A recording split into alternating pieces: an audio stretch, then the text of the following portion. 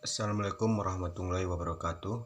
Perkenalkan, nama saya Imam Safaat, NIM 18087271. Baik, di sini saya akan menjelaskan tugas tentang pembentukan kondisi fisik yang berjudul teori perencanaan dalam pelatihan. Pentingnya perencanaan dan peranan dalam pelatihan. Proses perencanaan dalam pelatihan mewakili suatu yang terorganisir dengan baik. Metodis dan ilmiah perencanaannya adalah atlet paling penting yang digunakan oleh seseorang pelatih dalam upaya melakukan program pelatihan yang terorganisir dengan baik agar efektif dan usaha perencanaan seseorang. Pelatih harus memiliki keahlian dan pengalaman profesional tingkat tinggi. Rencana pelatihan juga harus objektif dan harus didasarkan pada kinerja atlet dalam tes atau selama kompetisi.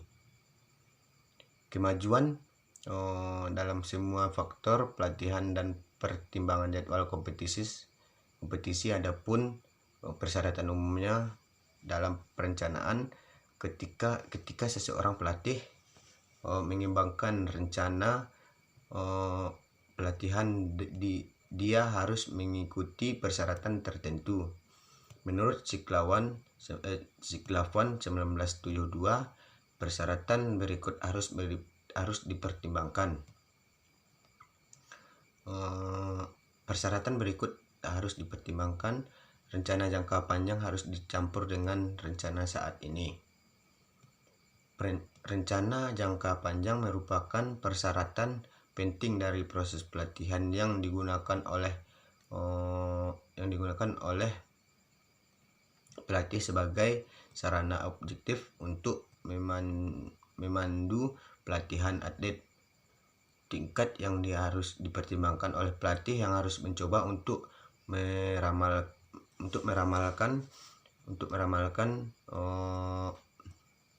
level yang akan mencapai di masa depan dan mengarahkan program atlet menuju tujuan yang sama. Menetapkan dan menekankan faktor pelatih utama.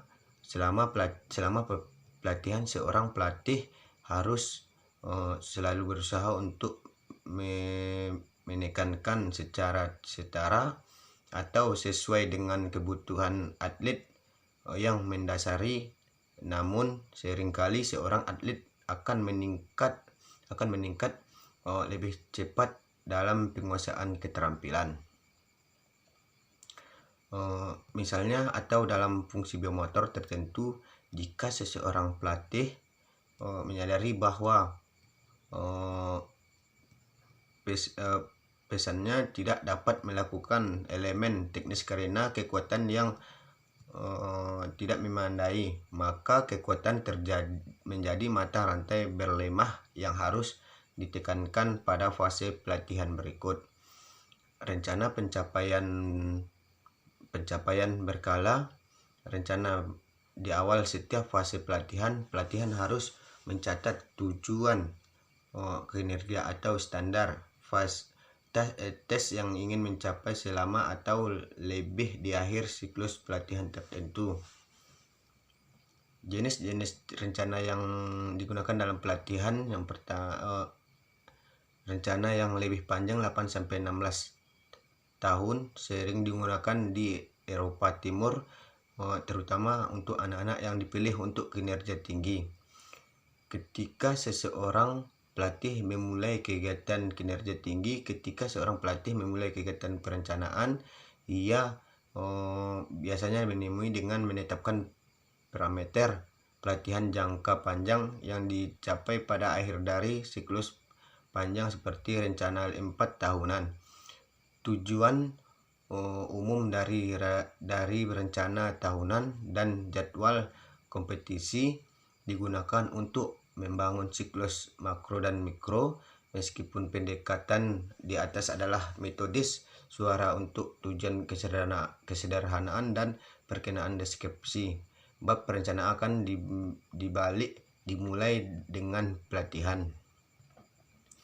Pelajaran pelatihan dari sudut pandang metodis, pelatihan pelajaran adalah atlet utama yang digunakan untuk mengatur pelatihan. Di dalam pelatihan, berbagai pengetahuan dengan atlet yang tugasnya adalah mengembangkan satu atau lebih faktor pelatihan berdasarkan tugas-tugasnya. Pelajaran pelatihan adalah dari jenis-jenis berikut: pelajaran pengulangan, penyempurnaan keterampilan, dan penilaian. Pelajaran pelatihan yang tugasnya adalah untuk menyempurnakan keterampilan harus direncanakan hanya untuk para atlet yang keterampilan telah mencapai tingkat yang dapat diterima. Di antara tugas-tugasnya utama dari pelajaran semacam itu adalah membuat seleksi atlet akhir tim untuk menyeragamkan atau hanya memuji satu atau lebih faktor pelatihan bentuk pelatihan. Durasi pelajaran biasanya 2 jam, meskipun seringkali biasanya sampai 4-5 jam dari sudut pandang durasi. Ada pelatihan singkat 30-90 menit, sedangkan 2-3 jam, dan panjang lebih dari 3 jam.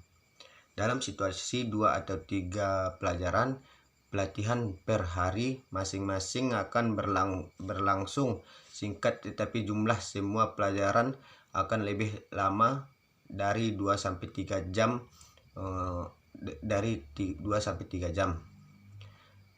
Adapun struktur pelajaran pelatihan ada dua, yaitu pendahuluan, yang kedua persiapan atau pemanasan.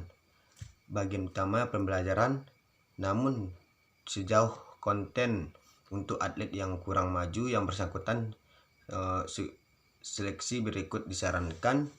Ada 4. Pertama, pada awal atlet harus melakukan gerakan yang ditakdirkan untuk belajar dan menyempurnakan teknis atau elemen teknis diikuti oleh 2. Pengembangan atlet kecepatan dan atau koordinasi. Yang ketiga, pengembangan kekuatan dan akhirnya.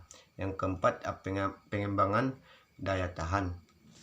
Adapun kompetisi atau urutan pembelajaran atau penyempurnaan elemen teknis dan taktis, disarankan bahwa pertama, seorang atlet harus mengkonsolidasi elemen dan keterampilan yang diperoleh sebelumnya pembelajaran.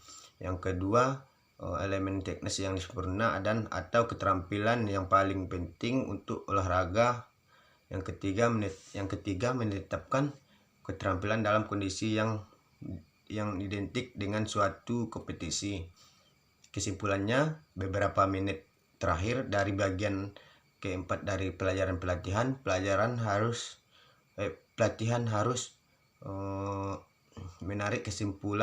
menyimpulkan mengenai apakah tujuan telah tercapai atau tidak.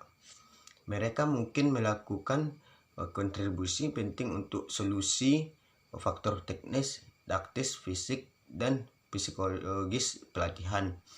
Durasi untuk setiap bagian dari pelajaran. Yang pertama, durasi untuk setiap bagian dari pelajaran ada 4.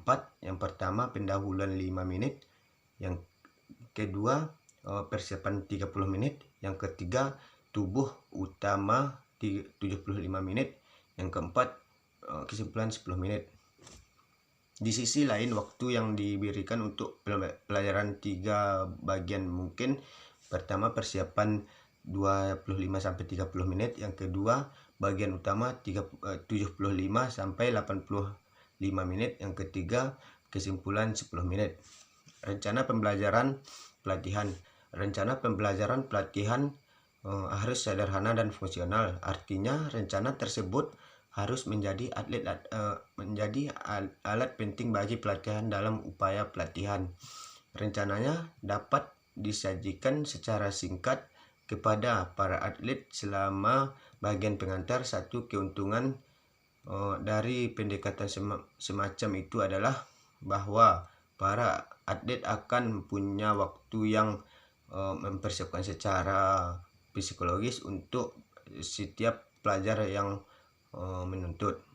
Sekian materi saya pada pembentukan kondisi fisik.